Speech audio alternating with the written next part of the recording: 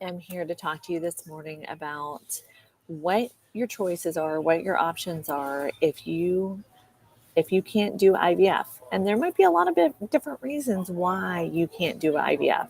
So, as you see, I'm not in my normal location. And hey, sorry, I'm a few minutes late. I'm playing with my schedule this summer to get kids where they need to be.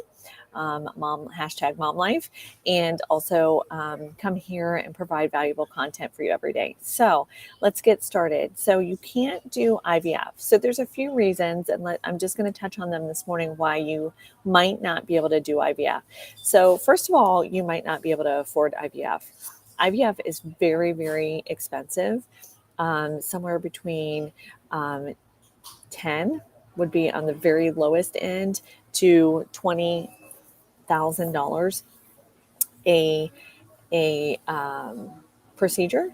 And so a lot of people don't have that kind of money laying around, and they don't want to finance that. So there are, payment plans now, and there's finance companies for IVF, but for some people, IVF is just cost prohibitive and it's just outside of their range of affordability, right? They don't want to go into debt. That was the case for us. We did not have the money to do IVF. And if you don't know my story, I was also told that we were not candidates for IVF. So that is point number 2 for me. You have been told that you're not a candidate for IVF. And so what that meant for me, and if you don't know much of my story, I'm going to tell you a little bit right now. So I was over the age of 35. I had 7 diagnosed reproductive medical conditions, things like endometriosis and uterine fibroids.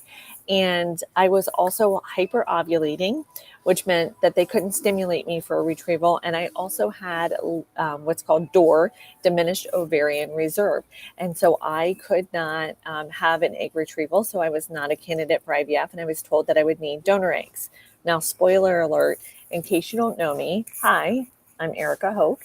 I'm a fertility coach, and I have 4 children, all over the age of 35, all after being told that I would have a less than 1% chance of getting pregnant. So, like myself, you might be told because you have diminished ovarian reserve, you have low AMH, you're over 35, that you would need donor eggs, okay?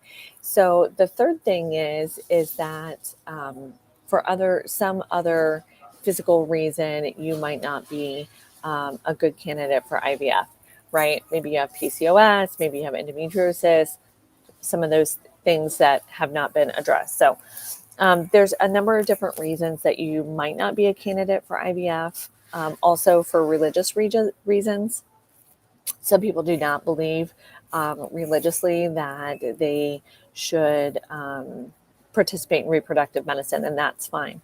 So if you are not a candidate for IVF, there's a whole hopelessness that goes along with that, right? So that's everybody's plan. I can't get pregnant, I'm going to do IVF. Well, if you can't, then people think, I just can't get pregnant. I want to get pregnant. I can't do IVF.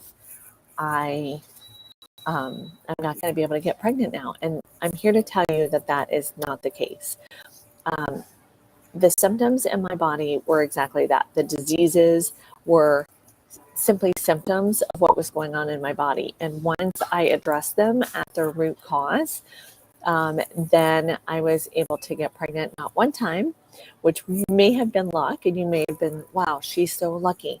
Okay, I don't believe in that kind of luck. That would be the kind of luck that would make me win the lottery 4 times. I believe that I fundamentally addressed the things that were going on in my body, and that allowed me to get pregnant 4 times. Now, I had a set of twins, so I actually lost a set of twins too, which is a story for a different day.